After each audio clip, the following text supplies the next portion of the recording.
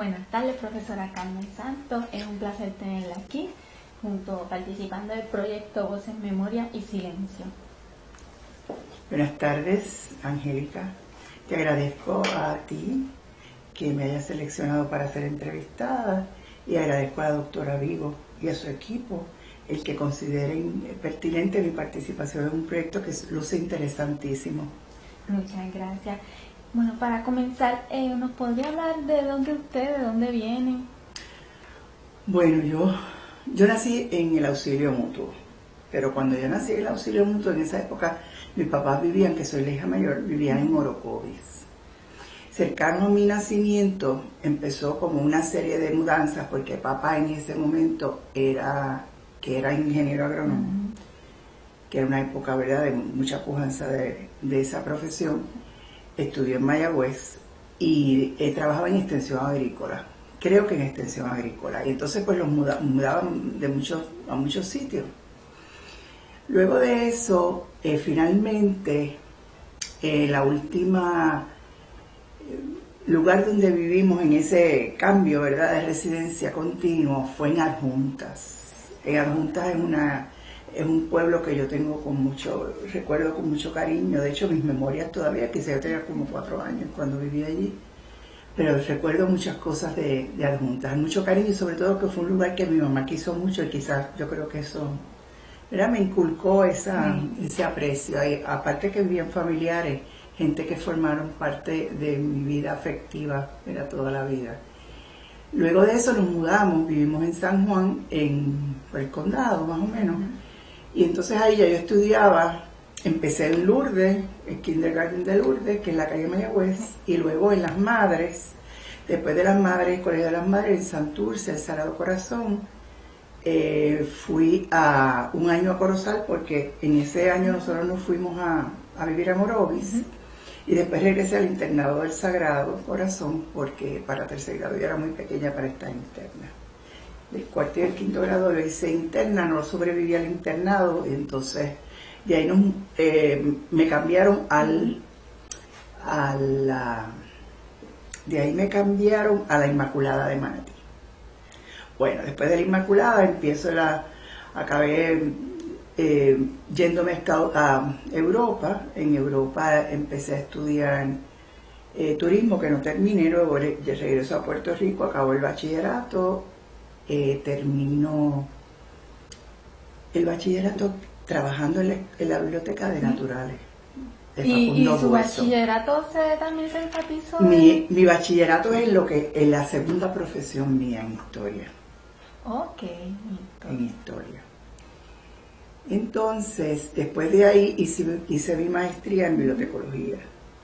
Luego de la maestría en bibliotecología, pues tuve la suerte de que recién terminada era la época donde había muchos puestos de trabajo, ¿verdad? Y empecé con un contrato en la UHS, en la Hayden Universidad, que fue una experiencia preciosa. Después de ahí me dieron un probatorio en Mayagüez, y en Mayagüez me fui yo para Mayagüez a trabajar, estuve un año, una experiencia maravillosa. Mayagüez es diferente, pero en Mayagüez uno tiene la percepción, y quizás un poco más más que percepción, es experiencia, ¿verdad? Es una experiencia vivida, que las cosas funcionan. Uno tiene esa extraña sensación de que las cosas funcionan en Mayagüez. Tiene una estructura muy aceitada, muy trabajada, y realmente tiene mucho tino también escogiendo a las personas, el personal en general. Creo que eso es muy interesante también en Mayagüez. Luego de Mayagüez vengo a Ciencias Médicas a trabajar, porque surgió una plaza nocturna de referencista, y tuve la suerte de que nadie la escogió, y entonces yo pedí traslado. Yo no pedí traslado, perdón. Yo lo que hice fue que sometí mis papeles, me entrevistaron, y como yo creo que tuve la suerte de que me aceptaran y me dieran la oportunidad. Entonces, de un principio, o sea, se gradúa de su bachillerato, ¿qué le inclina a hacer su maestría? Porque yo trabajaba en una biblioteca, la biblioteca de Facundo Bueso, y era un paso natural. Exacto. Era un paso natural, aparte de que siempre me gustaron los libros, ¿verdad? Y toda mitología que todos tenemos. Sí, pues sí, eso fue cierto. Los libros forman parte de mi vida desde muy temprano. Y debido a que yo trabajaba en las ciencias naturales, la Biblioteca de Ciencias Naturales aquí de Facundo Hueso, pues hago la maestría, después hago una segunda maestría que es en Historia. Y entonces estoy terminando el doctorado en Historia en el Centro de Estudios Avanzados de Puerto Rico y el Caribe. Muy interesante la experiencia allí también, muy enriquecedora. Sobre todo en el momento de mi vida donde yo estoy en esa etapa de estudio, sí. Eso ha sido extraordinariamente bueno y sorpresivamente maravilloso realmente. Me alegro mucho, es muy grato estar entrevistándola a usted. ¿Y cuál es el reto más grande que usted ha considerado a la medida de su carrera que se ha enfrentado, que ha desempeñado? Bueno, yo creo que muchos retos, realmente es una carrera llena de retos porque las cosas no están dadas, las circunstancias tú no las puedes prever todo el tiempo, aunque la biblioteca es pura estructura, ¿verdad? Es una organización que tú organizas de una manera y más nosotros en el escenario de ciencias médicas pues organizamos a la manera de la Biblioteca Nacional de Medicina en Bethesda, o sea, National Library of Medicine en Bethesda, Maryland, que este es nuestro organismo rector, aparte de otros elementos que uno considera a la hora de organizar el material.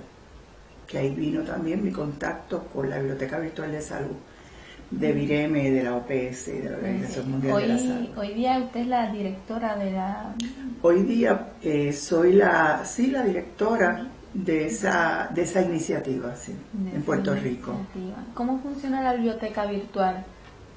La biblioteca virtual es un proyecto que lo que persigue es que los países participantes, que somos 33, de la área del Caribe, Centroamérica, Suramérica, en Estados Unidos también, España, y los países de habla portuguesa africano, también pertenecen a ese. Somos 33 países. Lo que persigue el proyecto es que esa información nacional, ¿verdad?, esa forma particular que los países abordan los asuntos de salud, pues estén consignados en ese portal, ¿verdad? En realidad es una manera muy altruista de democratizar la información, de que llegue a la mayor parte de la población, de que el asunto de dinero o de fiscales o de recursos, ¿verdad?, no sea lo que determine un servicio o el acceso a la información más bien. Y es un proyecto muy bonito, realmente bien interesante también, y retante, muy retante. Pero he tenido muchos proyectos, o sea, yo creo que esto es un proyecto que ha sido retante, o sea, por eso digo, no es una piedra, ha sido muchas, porque a través de tanto tiempo son muchas dificultades que se superan, muchos que traen aprendizaje, porque es que también es la forma en que uno maneja las cosas. Yo creo que dificultades, pues qué decirte, sí, es una forma de mirar dificultades o retos. Sí, es una forma de mirarlo, pero como le han dado a uno tanto aprendizaje, uno ha aprendido tantas buenas lecciones de vida y profesionales, que en realidad pues es como parte del proceso. Sí, es muy más emocionante.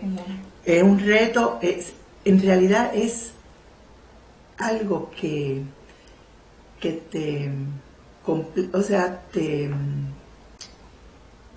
te ayuda a desarrollar tu personalidad, o aspectos de la personalidad que nunca pensaste que tenían que ser, ¿verdad? Y la parte intelectual, todo eso, y el servicio que uno da, porque uno da servicio también. Hoy día, ¿cómo usted visualiza el desarrollo, o sea, el futuro de la bibliotecología? ¿Cómo usted cree que... Bueno, yo creo que la bibliotecología en este momento, mirándola al futuro, tiene que fortalecer otra vez lo que a mi juicio, ¿verdad?, mi humilde opinión, es la espina dorsal de la biblioteca, que es la organización de la información. Y eso hay que fortalecerlo otra vez, porque se han empeñado en darle mucho énfasis a la tecnología, que yo creo que eso es bueno, por eso estamos aquí, ¿verdad? Gracias a la tecnología. Me están haciendo esta entrevista, la van a editar, la van a colocar de acuerdo a los parámetros que ustedes aspiran y la van a colocar en el internet, ¿verdad? Y yo creo que todo eso es importante. La guía que han preparado de preguntas, porque quieren saber unas cosas específicas, ¿verdad? Y eso es bien importante, pero creo que se le ha dado demasiado énfasis a la tecnología, porque es como una especie de enfrentamiento al contenido y a la forma. La forma es importante, como se ven las cosas es importante, pero lo importante es el contenido en el contexto nuestro, ¿verdad?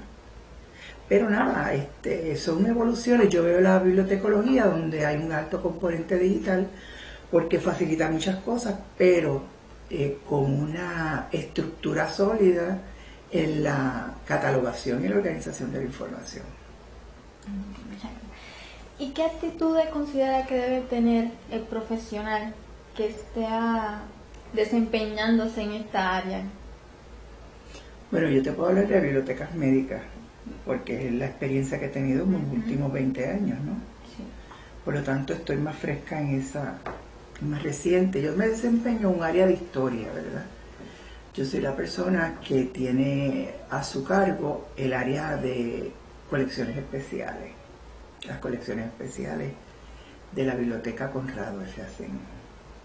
Conrado F. Asenjo fue uno de nuestros grandes científicos del siglo XX, un gran investigador, un gran maestro, uno de nuestros hombres ilustres de la ciencia, fue el doctor Asenjo. Y en colecciones especiales, nosotros tenemos 3 unidades, un componente que tiene 3 unidades.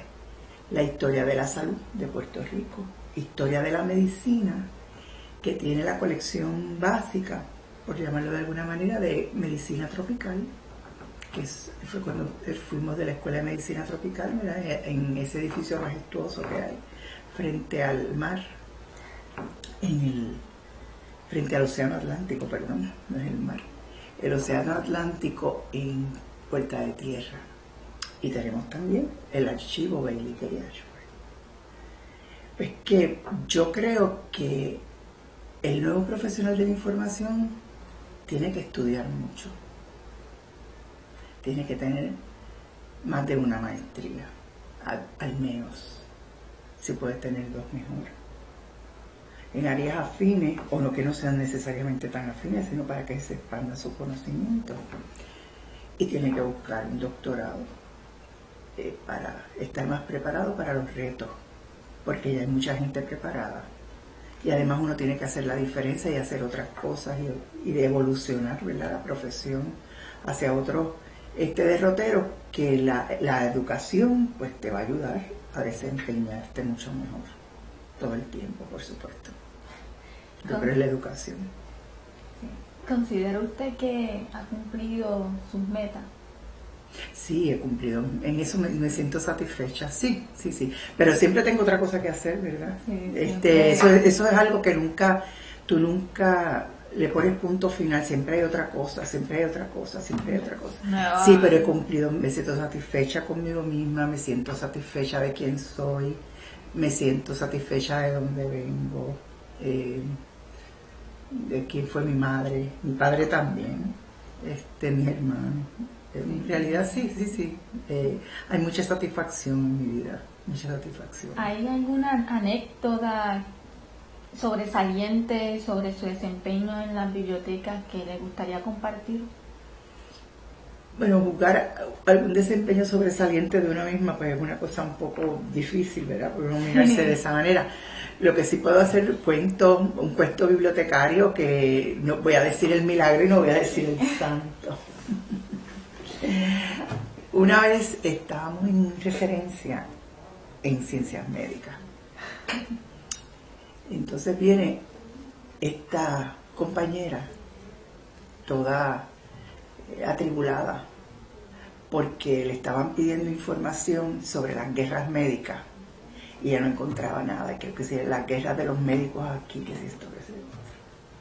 Entonces me lo dice a mí, o se lo comenta conmigo. Entonces yo o sea, en realidad no me estaba preguntando, estaba comentando. Yo dije, pero como yo tengo un background en historia, ¿verdad? Mi bachillerato también en historia. Digo, pero es que las guerras médicas no es nada de eso. Son guerras que se llevaron en Grecia, entre los persas y los médicos. Y yo le decía, tú sabes, eso es una anécdota graciosa de que yo no sabía que eran guerras médicas. Pero fuera de eso, en realidad, no. Yo creo que he tenido la oportunidad también de estar con mucha gente talentosa a mi alrededor, que también uno aprende de esa manera. Y como uno está en un ambiente, ¿verdad?, de salud, que también es un reto y también bien gratificante. Pero yo creo que sí, que yo creo que he tenido suerte, en eso he tenido mucha suerte.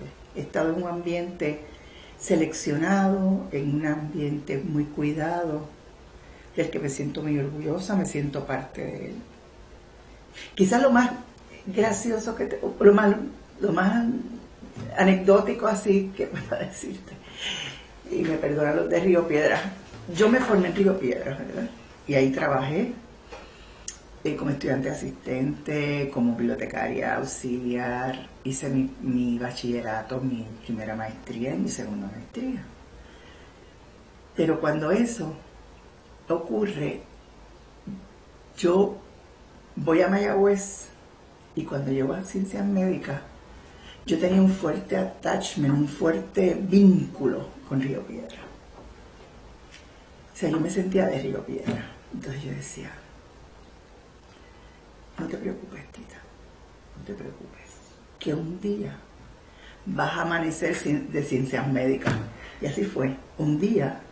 El tiempo pasó, uno aprende, y un día pues la identificación que uno tiene con Ciencias Médicas es rotunda, es interesante. De hecho, la biblioteca nuestra, la biblioteca Conrado del Frasejo, cumplió 100 años el año pasado. Sí. La biblioteca nuestra la formaron 3 científicos que estuvieron en Puerto Rico, 2 de ellos puertorriqueños y uno Ashford, pero Ashford en cierta medida se puertorriqueñizó. Por muchas razones, ¿verdad? Pero eso no es el punto de discusión. Es que Ashford, el doctor Bailey K. Ashford, el doctor Isaac González Martínez y el doctor Pedro Gutiérrez Garavide fueron los que instaron, promovieron y trabajajaron para crear la primera biblioteca de investigación de salud en Puerto Rico, que estuvo ubicada en el Palacio Rojo, en un edificio, ¿verdad?, que todavía existe, aledaño el Palacio de Santa Catalina, donde vive la residencia oficial del gobernador. Y eso es bien interesante también. O sea, que hay una prosapia, hay una tradición y hay un quehacer también que le llena a uno el espíritu. Entonces, otra cosa, de la biblioteca que al principio trabajó, o sea, como la tecnología ha ido cambiando y hoy día la biblioteca es muy distinta, ¿cuál sería la diferencia más extrañable que usted considera que, o sea, el del flujo de personas, de los principios que usted empezó en la biblioteca a como lo ve hoy día? Bueno, como yo estoy en una biblioteca de investigación, sí, eminentemente, ahí va mucha gente, o sea, el trasiego de personas también es alto. No, pero sí ha habido unos lapsos, unos tiempos, donde ha habido como una menos visita, como que han visitado menos la biblioteca, pudiera ser, pero en realidad ha sido etapas que se han superado, que no las recuerdo así como algo que hay que reseñar, ¿verdad? Yo creo que más o menos la biblioteca, claro, era visita antes, todo era manual, pero es que yo también entré en la biblioteca un poco ya cuando también estaba internet y todo eso, o sea, que ya estaba Notice, que fue el primer programa automatizado que tenía. O sea, yo también estoy un poco ahí, empecé un poco ahí en esa etapa también. Y ya estaba modernizándose. Bueno, que estaba dándose un cambio, vamos a poner un cambio, la tecnología ya estaba ahí impactando la profesión. Bueno, para culminar, ¿algo más que desee añadir? Bueno, las gracias a usted por haberme seleccionado para esta entrevista, que ha sido muy amable, muy fácil de conversar y de comunicarme con usted, y espero que también usted logre los objetivos, ¿verdad? Muchas gracias. Antes de terminar, ¿habría la posibilidad de que si tiene alguna foto de conferencias, de algunas actividades especiales o... ¿En las que yo he participado? Sí, que pueda brindar. Sí, tengo unas cuantas fotos que quizás pudieran ser útiles. Usted selecciona aquellas como que... folletos informativos también. Bueno, tenemos ahora mismo 2 folletos informativos que pudieran ser de interés. Uno es sobre una colección del Dr. Bailey K. Ashford, que es su familia. Nosotros tenemos desde 1936 los fondos documentales que nos lega la familia, especialmente en el área de las comisiones de anemia, pero hay otros temas también, y su biblioteca, y eso lo compartimos con otra colección. Eso se dividió entre la Escuela de Medicina de la Universidad de Puerto Rico y Georgetown University, porque ahí estudió Ashford también, su papá, que eran médicos los dos. Entonces, ¿qué ocurre? En esta etapa, para el 2014, marzo del 14, la esposa del nieto de Ashford tenía todo eso en su casa y todo lo embaló y se lo devuelve a la universidad. Se lo devuelve, es una forma de hablar, tuvo la generosidad de donar, en realidad, ¿verdad? Y esa colección es maravillosa, porque es la vida de estas 4 familias entrelazadas por la consanguinidad, o sea, por el matrimonio, hijos, etcétera, etcétera. Ashford, Lopez-Nusa, Tapia y Lee.